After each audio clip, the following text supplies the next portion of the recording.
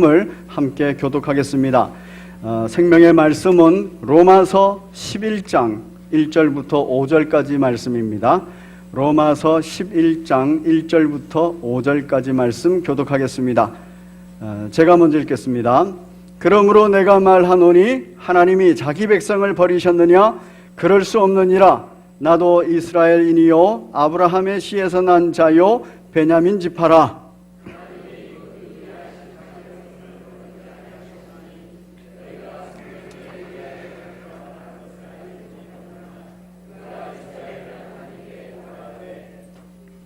주여, 그들이 주의 선지자들을 죽였으며 주의 제단들을 헐어버렸고 나만 남았는데 내 목숨도 찼나이다 하니,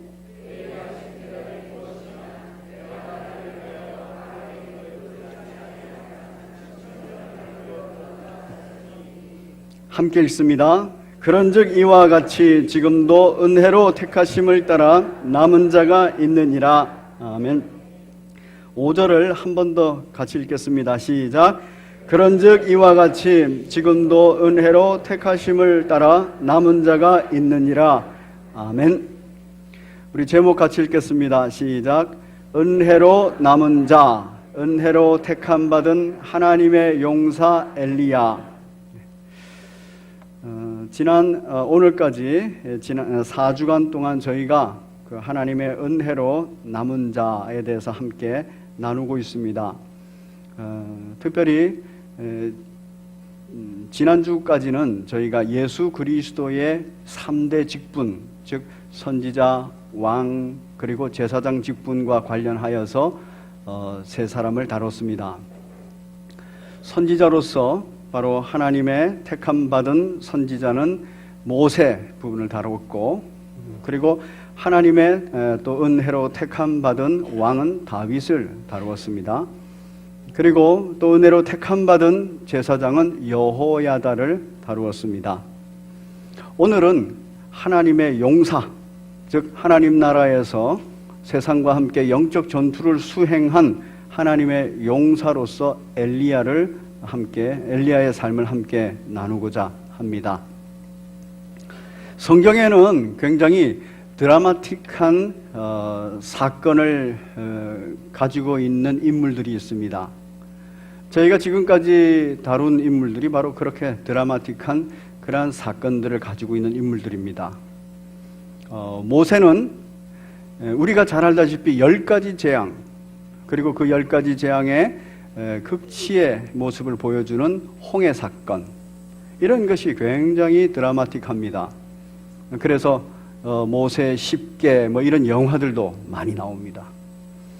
그럼 다윗은 어떻습니까? 다윗은 골리앗과의 영적 전투, 이 싸움을 비롯해서 이 다윗의 왕되기까지, 그리고 왕 이후에 참 안타깝지만 밧세바의 사건, 이런 모든 것들이 굉장히 드라마틱합니다. 그래서 많은 영화가 만들어졌죠. 여호야다 역시도 참 드라마틱합니다.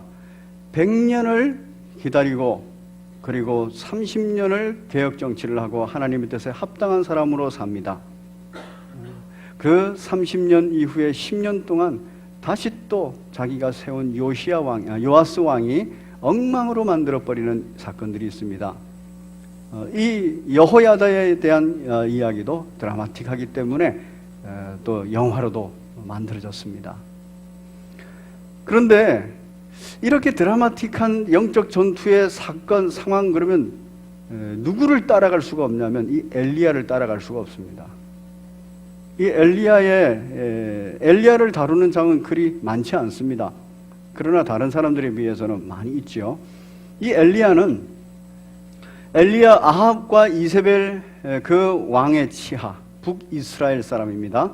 그 아합과 이세벨의 그 왕국하에서 아합과 이세벨이 가지고 있는 바알신, 그리고 아세라신, 이런 신들과 함께 영적 전투를 수행한 사람입니다. 아주 독특하게 자기 혼자서 수행한 사람입니다. 근데 이 사건이 얼마나 계시적 의미로 중요한지, 이 엘리야 같은 사람, 특히 이 엘리야는 죽음을 보지 않고 하늘로 올라간 사람이죠. 불병거를 타고 올라간 사람이에요. 이게 얼마나 드라마틱합니까? 신기하고. 그런데 이게 사람들에게 드라마틱할 뿐만 아니라 하나님 나라의 계시적 측면에서도 굉장히 중요하기 때문에 구약성경 말라기에서도 엘리야가 나와서 메시아를 준비한다 이러면서 엘리야 이름이 등장합니다. 그리고 실제로 예수 그리스도를 오심을 준비했던 세례 요한을 엘리야의 비유를 합니다. 그리고 우리 예수님께서 변화산에 올라가셔서 만난 사람이 있습니다. 그 만난 사람이 등장해도 엘리야가 등장합니다. 참 대단한 인물이죠. 예수님 이후에 야고보서에서도 이 엘리야를 말합니다. 그 엘리야가 비가 그치도록 기도했기에 비가 그쳤고, 그리고 비가 오도록 기도했기에 비가 왔다 이러면서 놀라운 기도의 능력, 기도 응답의 은혜를 받은 사람으로서 등장합니다. 그런데 그때 딱 단서는 뭐냐면은 우리와 성정이 같다, 그래서 우리도 기도한다, 이 내용에서도 엘리야를 그대로 인용합니다. 굉장히 많은 인용이 있죠.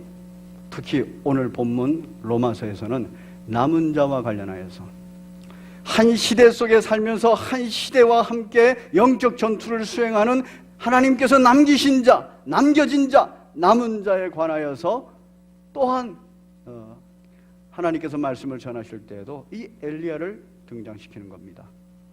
오늘 본문에 등장하는 엘리야입니다. 이렇게 드라마틱하고 사람들에게도 놀라움을 주지만 하나님의 영적인 계시를 아주 잘 담고 있는 사건 속에 있었던, 그 역사 속에 있었던 인물이 엘리야입니다. 엘리야는 디셉 사람입니다. 엘리야는 남유대와 북이스라엘, 솔로몬 이후에 나라가 갈라지고 나서 그 갈라진 나라 중에서 북이스라엘 10지파가 모여있는 북이스라엘 사람입니다.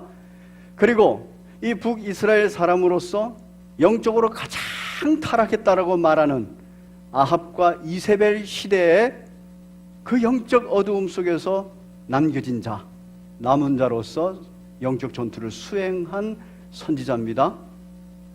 그 선지자에게 있어서 하나님께서 이루시는 일이 있어요. 우리는 오늘 이 사건을 통하여서 우리 시대에 남겨진 자로서 우리 시대의 남은 자로서의 나는 지금 어떤 감정에 있는가? 나는 지금 무엇으로 말미암아 소망을 얻을 것인가?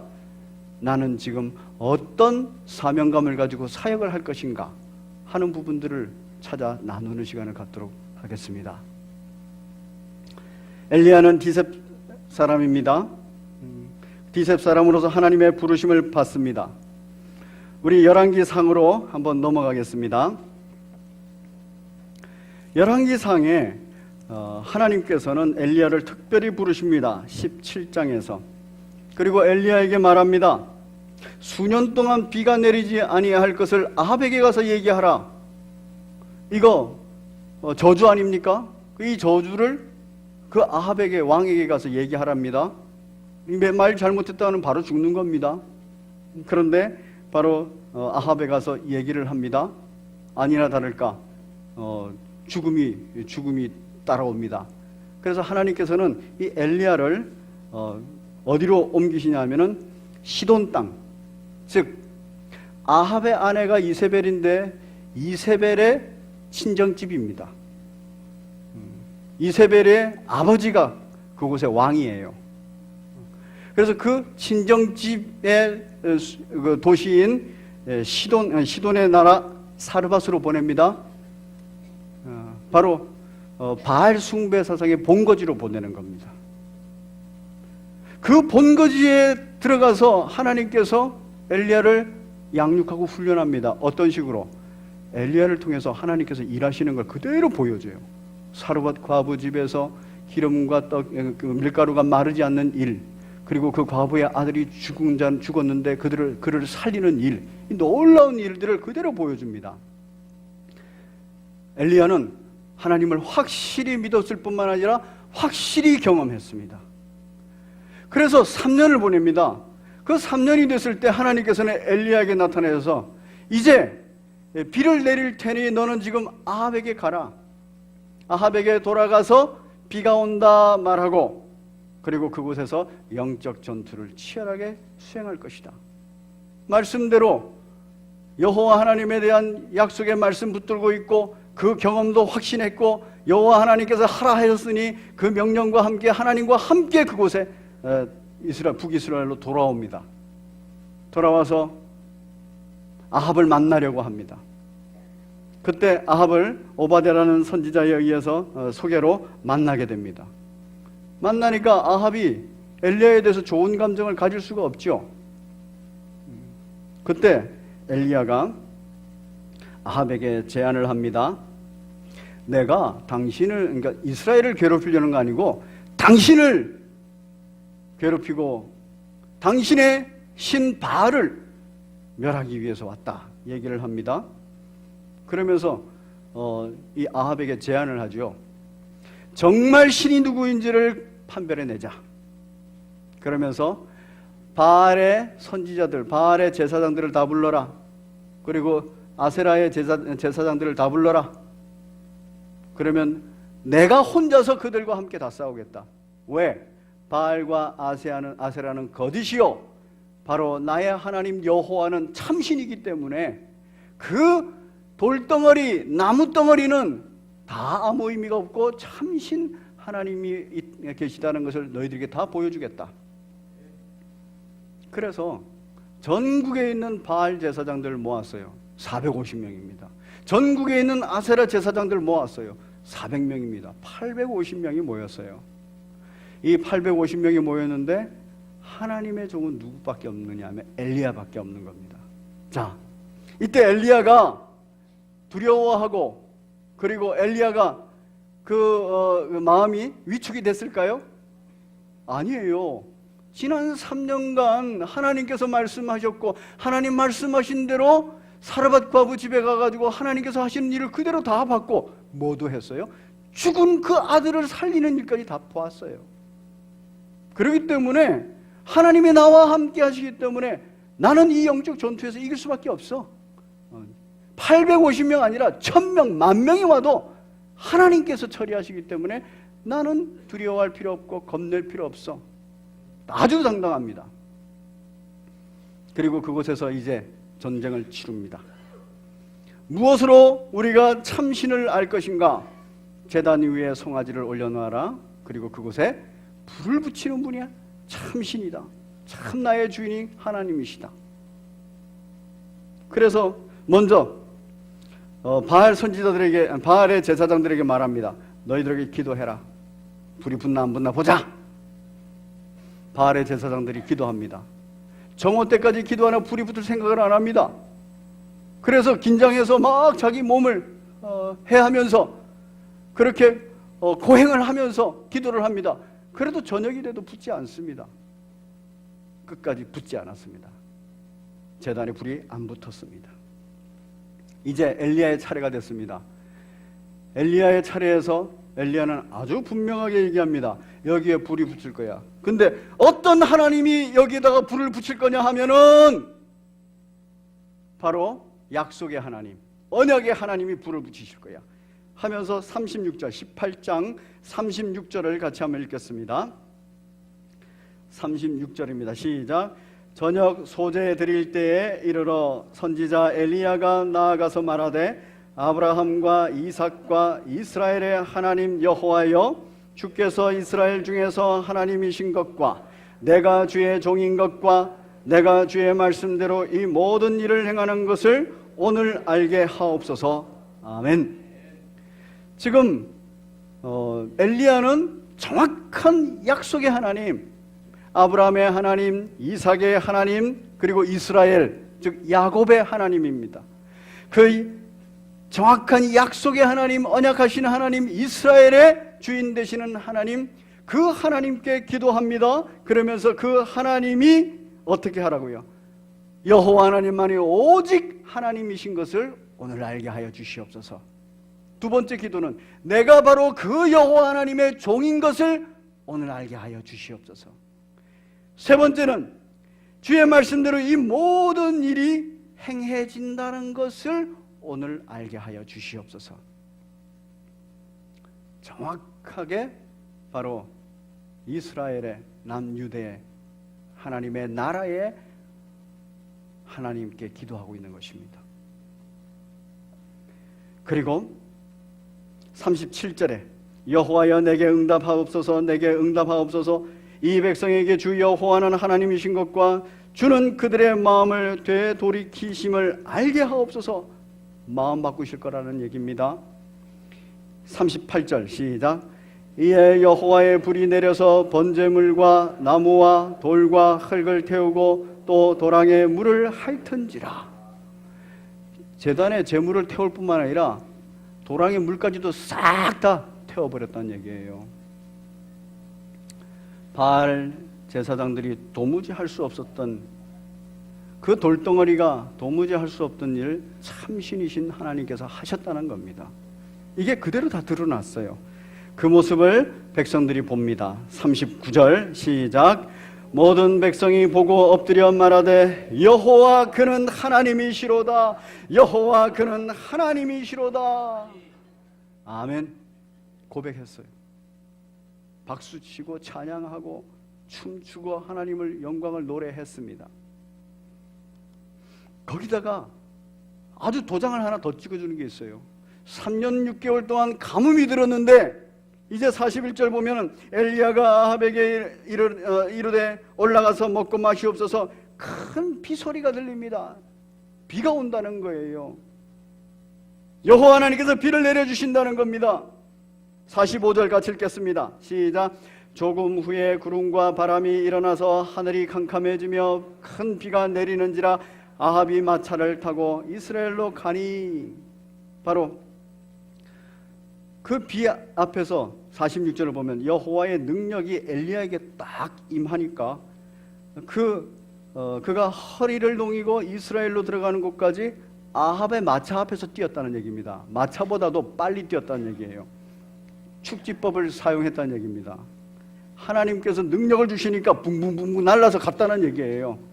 얼마나 놀랍게 마무리를 짓습니까? 이거를 백성들이 다 봤어요.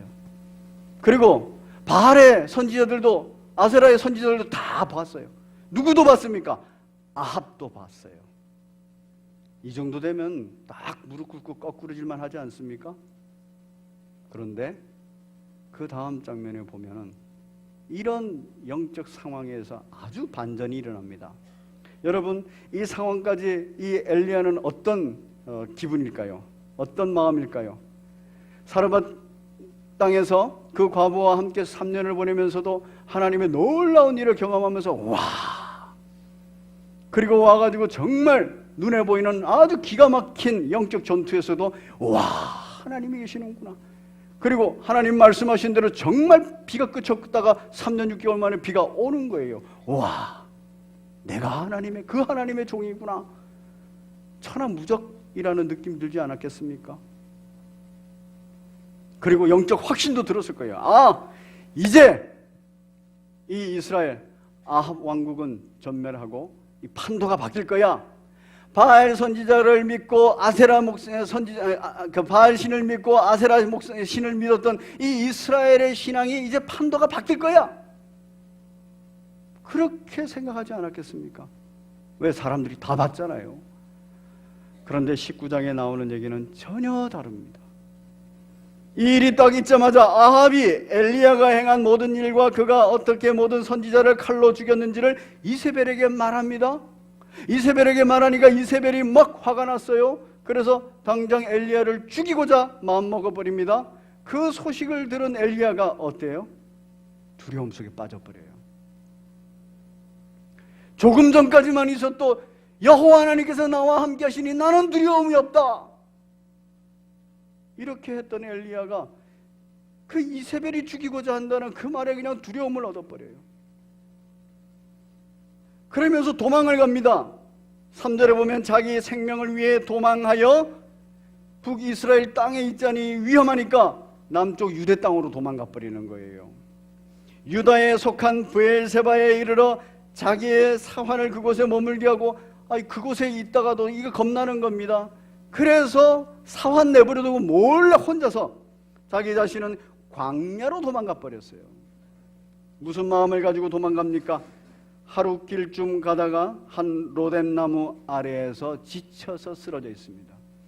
영적으로 충만했던, 이 세상과 싸우겠다라고 마음에 결단하고 그리고 싸워서 이겼던, 그리고 확신을 가졌던 이 엘리야가 단 한마디, 이세벨을 죽이겠다는 그 말 한마디에 확 꺾어져서 지금 로뎀나무 밑에서 하는 말이 자기가 죽기를 원한다. 죽고 싶다는 얘기예요. 영적 전투고 뭐고, 아이고 나는 못하겠다, 이제 죽고 싶다. 죽음에 대한 두려움과 공포 속에 있는 것보다 차라리 죽어버리는 게 낫겠다. 얼마나 좌절하고 절망 상태에 있습니까? 이 최고의 절망 상태에 있는 겁니다. 왜 그럴까요? 저는 이 19장을 묵상하면서 떠오르는 생각이, 이 엘리야가 이런 마음이 들 때까지는 무엇 때문인가 알 수 있었어요. 뭐냐면은 우리가 로마서에 읽은 것처럼 10절에 보면, 19장 10절에 보면 끝에 그가 대답하되 내가 만군의 여호와께서 열심히 유별하오니 이는 이스라엘 여선이 주의 언약을 버리고 주의 제단을 헐며 칼로 주의 선지자들을 죽였으며며 오직 나만 남았습니다. 그들이 이제는 내 생명까지도 뺏으려고 합니다. 자기만 남았다고 생각하는 거예요. 그것이 또 반복이 됩니다. 14절에서도 끝에 칼로 주의 사자들을 죽였으며 오직 나만 남았거늘 그들이 내 생명을 찾아 뺏으려 합니다. 자기만 남았다는 거예요. 누가 있어야 돼요? 자기가 지금 이 위험 속에 들어갔는데, 이 영적 공격을 받고 있는데 아무도 엘리야에게 와서 격려를 해주거나 위로를 해주거나, 엘리야 선지자여 걱정 마십시오, 내가 당신과 함께 싸우겠습니다, 이렇게 말하는 사람이 없어요. 그런 백성이 하나도 없는 겁니다. 18장에서 어떤 일이 있었습니까? 39절에서 모든 백성이 보고 엎드려 마르되 여호와 그는 하나님이시로다, 여호와 그는 하나님이시로다, 이렇게 했어요. 그런데 그 백성 다 어디로 갔습니까? 아무도 없는 거예요. 남은 자라는 것은 그 시대 속에 하나님께서 특별한 사명을 위해서 남기신 자입니다.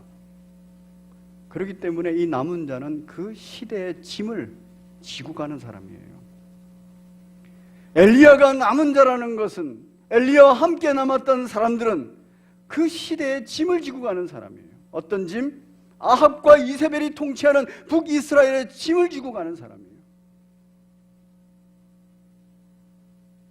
그 짐 속에서 이스라엘 백성들을 보게 됩니다. 여러분, 이스라엘 백성들이 이 놀라운 일을 보고도 왜 엘리야와 함께 죽음의 자리, 순교의 자리 가겠다라고 결단하는 사람이 없을까요? 바로 그 시대가 가지고 있는 영적 어둠이 있어요. 이스라엘 백성들이 익숙해져 있는 영적 어둠이 있어요. 여러분, 우리가 아합과 이세벨의 통치 시대가 있습니다. 이 아합과 이세벨의 통치 시대, 성경에서는 정말 영적 어둠의 시대라고 말하기 때문에 역사 속에서, 세속 역사 속에서 이들의 평가를 우리는 알지 못합니다. 그런데 이스라엘의 세속 역사 속에서 이들의 평가가 어떤지 아십니까? 아합과 이세벨이 통치하던 이 시대는 다윗 시대에 비교되는 융성함을 가진 시대였다, 이렇게 되어 있어요. 다윗 시대처럼 융성했다. 그래서 경제적으로 굉장한 부흥이 있었습니다. 백성들이 하는 일마다 잘 됐어요. 나봇의 포도밭 이야기 있지 않습니까? 나봇의 포도밭을 일구었는데 잘 되고 있는 거예요. 그리고 아합이 상하궁을 만들었다 그래요. 상하로 왕궁을 만든 겁니다. 그리고 이 아합이 건축을 굉장히 많이 했어요. 전국에 건축을 많이 했다는 것을 역대지략에 다 기록을 하고 있다는 거예요. 그렇다면은 굉장히 경제적으로 번성할 때입니다. 정치적으로도 영향력이 있었습니다. 생각해 보십시오. 북이스라엘이 쪼그라들고 있는 지리멸렬하는 나라였으면은 그때 왕성했던 나라 시돈이라는 나라, 이 나라는 두로와 시돈 하면서 이 두 개의 도시국가를 합해서 페니키아라는 왕국이 있을 때예요. 이 이세벨은 페니키아의 왕 옅바알의 딸입니다. 굉장히 강성하고 번성한 나라의 공주예요. 그 공주가 아합하고 결혼했다는 거예요. 그럴 때는 뭔가 다 이유가 있었죠. 그렇지 않습니까? 외교에서도 영향력이 있고, 그리고 그 페니키아 왕 옅바알도 내 딸을 이 아합과 결혼시키면은 유익이 있겠다, 내 나라에 유익이 있겠다, 이렇게 싶으니까 결혼시킨 거예요. 정치적으로 영향력이 아주 컸습니다. 외교도 잘했습니다. 그리고 국방력, 당시 나라의 힘은 국방력이에요. 이 국방력에 있어서도 당대에 중동의 강국이라고 하는 아람이라는 나라가 있습니다. 이 나라가 북이스라엘을 공격을 해요. 그런데 그 북이스라엘을 공격을 할 때는 주변의 국가들은 이건 망했다, 북이스라엘은 망했다, 이렇게 다 판단할 때입니다. 왜? 군사력에 있어서 차이가 나니까, 백성의 숫자도 차이가 나니까. 그런데 막상 전쟁을 치르니까 1차 공격에서도 아람이 패했고요, 2차 공격을 했는데 이 아합이 그 당시 아람의 왕인 벤하닷을 포로로 잡아버립니다. 그리고 조약을 맺어요. 그 조약이 어떤 조약인가 하면은 20장에 나와 있습니다. 20장 34절을 보면 벤하닷이 왕께 아뢰되 내 아버지께서 당신의 아버지에게서 빼앗은 모든 성읍을 내가 다 돌려드리겠습니다. 벤하닷이 아합한테 이렇게 비굴한 그러한 조약을 맺는 겁니다. 또 내 아버지께서 사마리아에 만든 것 같이 당신도 우리나라의 수도인 다메섹에 당신을 위하여 거리를 만드소서. 다메섹에다가 아합의 거리를 만들라는 거예요. 그 기념하겠다는 얘기입니다. 아합이 이르되 내가 이 조약으로 인해 당신을 놓으리라 하고 이에 더불어 조약을 맺고 그를 놓아줬더라. 이 정도로 군사력도 막강한 겁니다. 다 좋은 거지요. 도덕성과 관련해서는 어떻습니까? 도덕성과 관련해서는 항상 기준이, 법이라는 게 있지 않습니까? 그런데 이 법은 누가 법이 되어 있냐면 아합, 이세벨이 법이 되어 있어요. 그래서 나봇의 포도원을 하나님의 율법에 의해서 나봇이 못 주겠다 그랬습니다. 그러니까 하나님의 율법이고 뭐고 그거는 다 아니고 내가 법이다 이러면서 이세벨이 나봇을 죽여버리고 그 포도밭을 빼앗습니다. 절대 기준을, 짐은 곧 법이다, 뭐 이렇게 돼 있는 거예요. 절대 권력을 가지고 있을 뿐만 아니라 공포 정치를 하고 있는 거죠. 그 공포 정치가 딱 먹혀 들어가고 있는 겁니다. 굉장한 권력이지요. 아합의 능력이 그런 겁니다. 종교는 어떻습니까? 아합 당시의 종교는 혼합주의가 팽배해 있어요. 그리고 혼합주의를 기반으로 하는 다신사상이 팽배해 있습니다. 이 아합 시대의 이 내용은 100년이라는 그 역사를 가지고 있습니다. 솔로몬 이후에 남유대와 북이스라엘로 나눠져요. 이 북이스라엘의 여로보암이 다스리는데, 이 여로보암이 딱 다스리면서 시작부터 뭘 했냐 하면은 북이스라엘의 10지파 이 백성들이 남유대 예루살렘 성전으로 자꾸 내려가면 안 되니까 여호와를 만들어 놓습니다. 남쪽의 경계선에다가 베델이라는 도시에 여호와라는 이름의 금송아지 상을 만들어요. 그리고 북쪽으로는 단이라는 곳에 금송아지를 만들어 놓습니다. 그러면서 우상숭배의 내용이 뭐냐면은 혼합주의예요. 이 금송아지가 여호와다. 마치 출애굽할 때 모세가 보이지 않자 아론을 중심으로 한 이스라엘 백성들이 애굽 땅에 있었던 신사상과 여호와라는 신사상을 혼합해 가지고 금송아지를 만든 것처럼 그렇게 돼 있는 겁니다. 이게 혼합주의예요. 이 혼합주의가 뭐냐 하면은 세상의 우상과 자기들이 믿고 있는 신과 이렇게 혼합시켜버리는 겁니다. 그래서 오늘날에는 종교다원주의라 그래요. 불교에도 구원이 있다. 천국 간다. 이슬람에도 구원이 있다. 기독교에도 구원이 있다. 더 나아가서는 우리가 가지고 있는 토속신앙에도 구원이 있다. 구원이라는 영적 상태를 놓고 이 모든 종교가 다 같다라고 혼합해버리는 거예요. 그게 종교다원주의입니다. WCC에서 말하는 기독교 혼합주의죠. 종교다원주의. 이런 사상이 아주 팽배해 있을 때예요. 이런 생각들이 있기 때문에 이세벨의 종교, 바알 종교, 아세라 종교를 그대로 받아들이는 거예요. 그러면서 각각의 신을 다 두고 있죠. 내용은 다 혼합시켜버리고 각각의 신을 다 두고 있어요. 그래서 당시 아합 당시에 북이스라엘의 신은 여호와라는 신도 있고요, 바알이라는 신도 있고 아세라라는 신도 있는 거예요. 그래서 아합이 나중에 보면 회개하는 자리가 나오는데 하나님 앞에서 회개합니다. 바로 이런 다신 사상을 가지고 있으면서 이 다신을 종합하는 혼합주의 사상이 있었어요. 이게 100년 동안 있었던 얘기입니다. 그런데 이 사상을 누가 가지고 있다고요? 이스라엘 백성이 그대로 가지고 있는 거예요. 100년 동안. 이스라엘 백성을 한번 생각해 봅시다. 당시에 종교적으로는 혼합주의와 다신 사상을 가지고 있어요. 그래서 어느 종교도 다 괜찮아. 왜? 나한테 유익만 주면 되니까. 군사적으로는 이 아합 왕국이 자신들을 확실히 보호해줘요. 평안한 거예요. 평화로운 겁니다.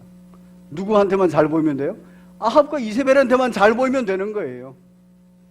경제적으로는 어떻습니까? 다윗 왕국 시대에 그 융성을 가졌기 때문에 굉장히 부유하게 살 수 있어요. 새끼 밥 먹고 살 수 있는 겁니다. 그리고 누리면서 살 수 있는 겁니다.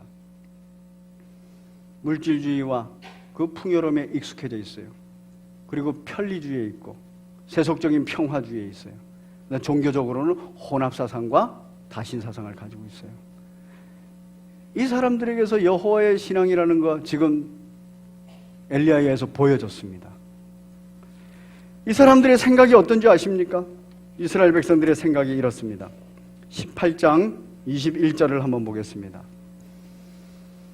영적 이 전투에서 승리하기 바로 직전에 엘리야가 영적 전투를 수행하면서 백성들을 다 부릅니다.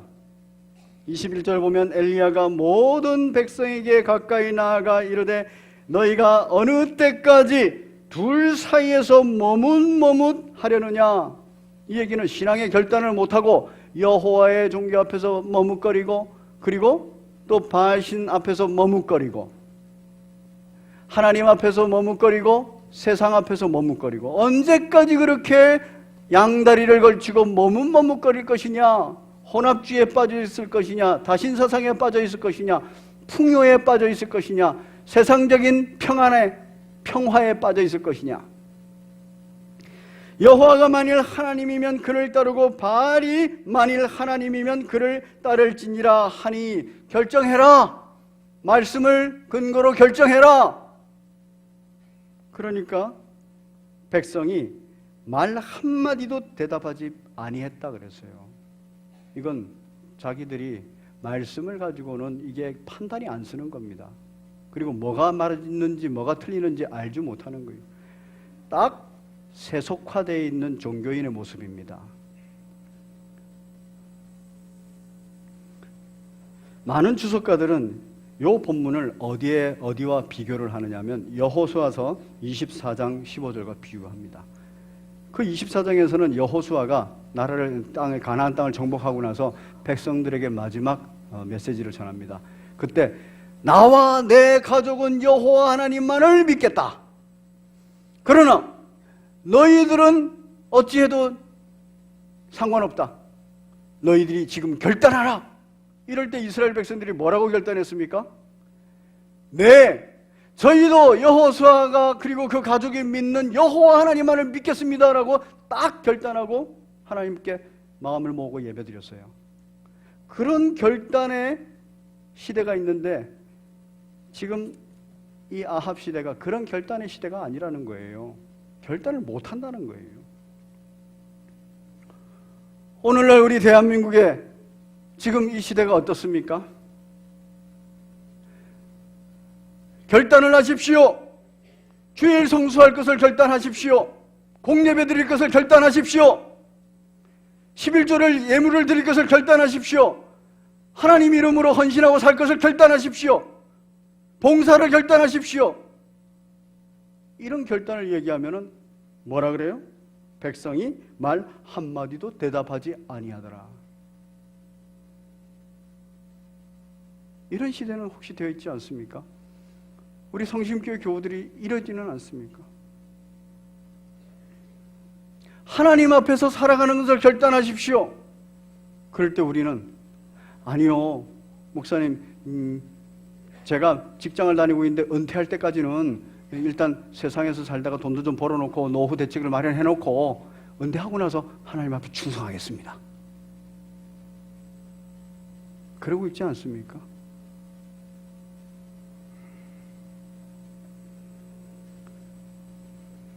이 시대가 엘리야 시대예요. 그런데 이 엘리야가 백성들에게 다시 한번 호소해요. 24절에서 너희는 너희 신의 이름을 부르라. 나는 여호와의 이름을 부르리니 이에 불로 응답하신 그이가 하나님이시니라. 백성이 다 대답하되 그 말이 옳다. 이때는 대답한다는 거예요. 이 말이 무슨 얘기입니까? 그냥 쉽게 표현하면 이런 거예요. 눈에 보이는 기적과 이적을 보여줄 테니까 그러면 믿어라. 그러니까 대답한다는 거예요. 뭐라 그럽니까? 예수 그리스도를 믿기만 하면 재벌이 될 거야. 눈에 보이는 기적을 보고 믿으라. 그러면 내 믿겠습니다. 예수 그리스도를 믿으면은 명예를 얻을 거야. 예수 그리스도를 믿으면 권력을 갖게 될 거야. 이것을 너희가 보면 어떻게 하겠느냐? 그러면 뭐 한다고요? 아, 그러면 믿겠습니다. 이렇게 말한다는 거예요, 백성들이. 여러분 어떻습니까? 예수님을 믿는 데 있어서 그래, 떼돈을 갖다 주면 잘 믿겠습니다. 명예를 갖다 주면, 그리고 권력을 갖다 주면 잘 믿겠습니다. 내 건강을 회복시켜 주면, 이 병을 고쳐 주면 믿겠습니다. 그러기에다가 박수를 치고 있지 않습니까? 이스라엘 백성이 거기에다가 지금 옳다고 박수를 쳤다는 얘기예요. 그리고 나서 지금 이 제단에 불을 붙이고 그리고 바알신이 패배한 것을 그대로 보여준 겁니다. 그걸 본 이스라엘 백성이 아까 읽었던 39절에서 모든 백성이 보고 엎드려 말하되 여호와 그는 하나님이시로다 이렇게 고백했다는 거예요. 여호와 그는 하나님이시로다. 눈에 보이는 현실적인 세상적인 증거를 딱 보여주니까 그때 사람들이 박수를 쳤다는 얘기입니다. 어디까지 결단을 하는 줄 아십니까? 40절에 엘리야가 그들에게 죄송합니다. 이르되 바알의 선지자를 잡아라. 그리고 그들 중 하나도 남기지 말고 다 죽여라. 그래서 이스라엘 백성들이 그 바알 제사장 450명을 다 죽였다는 얘기예요. 거기까지 헌신이 돼버리는 거예요. 이것이 바른 신앙인가요? 이것이 바른 신앙이었다면 19장에 넘어갈 때 이스라엘 백성은 대부분은 남아있어야 돼요. 그런데 19장이 넘어가니까 이 사람들이 다 도망가 버린 거예요. 가라지들입니다. 여러분 어떻습니까? 지금 그것 때문에 남겨진 자, 남은 자 엘리야는 좌절하고 절망하고 있는 거예요. 죽고 싶다라고 말하고 있는 거예요. 오늘날 우리가 남은 자입니다. 영적 전투를 수행할 때 막 잘 되고 있을 때는 할렐루야 할렐루야 이러다가 거기에 딱 막히고 힘겨운 일이 딱 생겨버리면은 싹 도망가 버리는 거 아닙니까? 그거 우리 경험합니다. 영적 지도자들 경험합니다. 그때 우리는 이 좌절감과 이 절망감 속에서 정말 하고 싶지 않다, 정말 죽고 싶다 이런 생각이 드는 거예요. 아마 여기 계시는 분들이 많이 경험했을 겁니다. 교회 내가 세속화돼 가는 것도, 한국교회가 세속화돼 가는 것도, 한국교회가 도덕적으로 지리멸렬해가고 우리 성심교회도 지리멸렬해가고 이러면은 거기에서 상처를 주고받고 이러면서 좌절하고 절망합니다. 엘리야도 해결책이 없었어요. 그래서 도망가 버린 거예요. 그런데 해결책이 있습니다. 딱 한 가지. 우리 하나님께서 찾아오십니다. 19장에 보시면 하나님께서 19장 5절에 하나님께서 이제 천사를 보내어서 먹이시고 그리고 마시게 하시고 또 먹이시고 또 마시게 하시고 8절을 같이 읽겠습니다. 19장 8절 시작. 이에 일어나 먹고 마시고 그 음식물의 힘을 의지하여 40주야를 가서 하나님 산 호렙산에 이르니라. 하나님께서 위로하시고 격려하는 거 이거밖에 없는 거예요. 그리고 그 위로와 격려가 어디에서 더 해결이 되느냐 하면 호렙산, 즉 십계명, 모세가 십계명을 받은 그 호렙산, 말씀의 산에 가서 그 말씀으로 40주야를 먹고 사는 겁니다. 남은 자, 이 시대의 짐을 지고 가는 남은 자, 이 시대 속에서 좌절하고 절망할 수 있습니다. 실망하고 가슴 아프고 정말 죽고 싶습니다라고 말할 수 있습니다. 그렇지만 우리 하나님께서는 우리에게 힘 주시고 능력 주시고 우리 하나님께서는 우리에게 말씀하시는 분인 줄 믿으시기를 바랍니다. 그것으로만 소망이 있고 그것으로만 회복이 되는 거예요. 그럼에도 불구하고 이 엘리야는 나만 남았습니다 이랬어요. 그때 하나님께서는 이제 확실하게 말씀하십니다. 하나님의 말씀으로 위로하는 차원을 넘어서서 하나님께서는 그 사명을 주시면서 하나님의 계획을 알려주세요. 15절입니다. 여호와께서 그에게 이르시되 너는 내 길을 돌이켜 광야를 통하여 다메섹에 가라. 하나님의 계획을 알려주면서 그 계획에 사명을 주시는 겁니다. 하사엘에게 기름을 부어 아람의 왕이 되게 해라. 지금 아람의 왕, 이 아람이라는 나라는 아까도 말씀드렸지만 강성한 나라로서 이 북이스라엘에 굉장히 영향을 주는 나라예요. 그런데 거기에 왕을 바꾸시겠다는 거예요. 하나님께서. 마치 뭐와 같습니까? 오늘날 우리 대한민국 땅에 대한민국에 영향을 주는 주변 국가들이 많지요. 미국도 있고 중국도 있고 러시아도 있고 일본도 있고 뭐 많아요. 이런 나라를 하나님께서 움직이시겠다는 거예요. 그래서 지금 엘리야 보고 너 사명 줄 테니까 거기 가서 기름 부어라. 내 계획대로 진행할 거야. 두 번째예요. 그럼 영향을 주는 주변 국가뿐만 아니라 어디에도 관심을 가지고 있으라고요? 16절에 너는 또 님시의 아들 예후에게 기름을 부어 이스라엘의 왕이 되게 해라. 이스라엘의 왕, 자기 나라 왕이에요. 대한민국 땅에 누가 대통령이 되는가 관심을 가지라는 거예요. 우리 서울 시내에 누가 서울시장이 되는가, 우리 송파구의 송파구청장이 누가 되는가, 그리고 여기에 구의원이 누가 되는가, 시의원이 누가 되는가, 그 관심 가지라는 겁니다. 하나님의 계획이 어디에 있는지 하나님께서 일하시겠다는 거예요. 또 아벨 몰라 사밧의 아들 엘리사에게 기름을 부어 너를 대신하여 선지자가 되게 해라. 그래, 너는 남은 자다. 그리고 내가 남기는 자가 있는데 그 남기는 자의 관심을 가지고 그를 세우라. 우리 하나님의 계획이에요. 바로 주변 국가에 대해서도 하나님의 계획을 알려주시고 이스라엘 자기 나라에 대해서도 하나님의 계획을 알려주시고 그리고 하나님의 나라를 이끌 영적 지도자에 관하여서도 하나님의 계획을 알려주세요. 이 계획을 알고 이 계획 속에 내가 감당해야 될 일이 뭔지를 엘리야가 깨닫습니다. 그리고 나서 완전히 회복이 돼요. 소생합니다. 사랑하는 성도 여러분, 2018년도 금년 한 해를 우리 성심교회 교우들이 다 살아갑니다. 우리 성심교회 교우들 하나님께서 이 시대에 남겨놓은 자고 남은 자들입니다. 그렇다면 우리 교우들은 우리 대한민국 땅의 주변 국가들도 보고 있어야 돼요. 기도해야 됩니다. 누가 지도자가 되는가도 기도해야 됩니다. 우리 대한민국 땅에도 누가 지도자가 되는가 기도해야 됩니다. 우리가 있는 이 지역에 누가 지도자가 되는가 기도해야 됩니다. 무관심하게 그냥 살면 안 되는 거예요.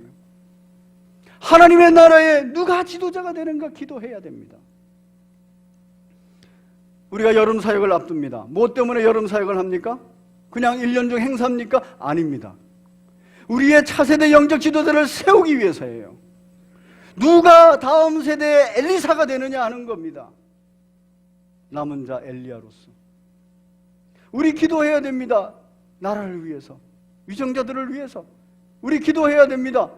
우리 나라의 대한민국 땅에 영향을 주는 주변 국가들을 위해서. 누가 지도자가 될 것인가? 하나님의 뜻을 잘 발견해야 돼요. 하나님께서 저들을 지도자로 세운 것은 교회를 징계하기 위해서인가? 하나님께서 저 지도자를 세운 것은 교회를 다시 회복시키고 세우기 위해서인가? 이 기도를 하고 이 관찰을 하고 하나님의 뜻과 그 계획하심을 찾아야 됩니다. 그리고 그 앞에서 내 사명을 발견해야 됩니다. 그리고 사역에 헌신해야 합니다.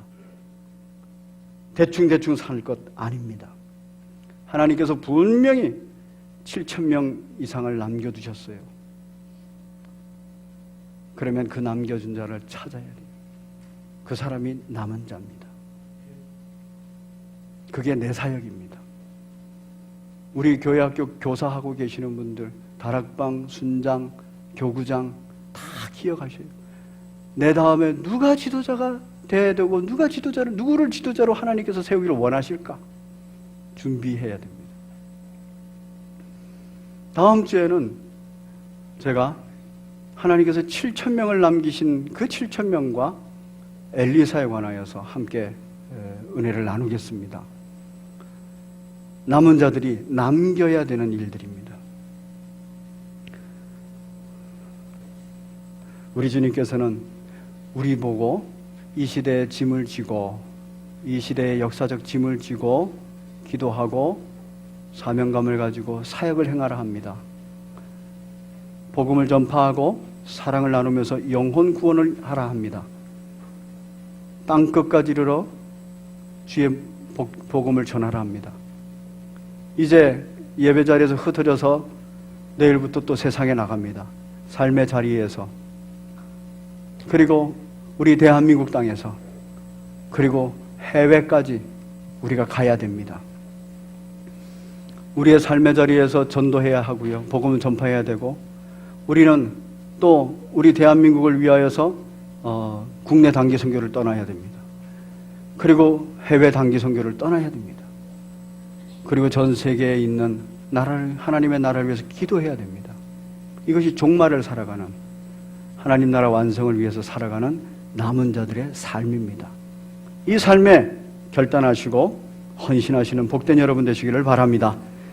93장 우리 함께 찬양하시면서 준비하신 예물 하나님 앞에 드리겠습니다.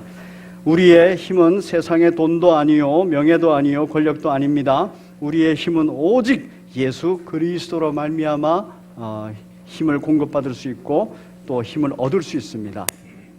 가사 생각하시면서 93장 함께 찬양 올리겠습니다.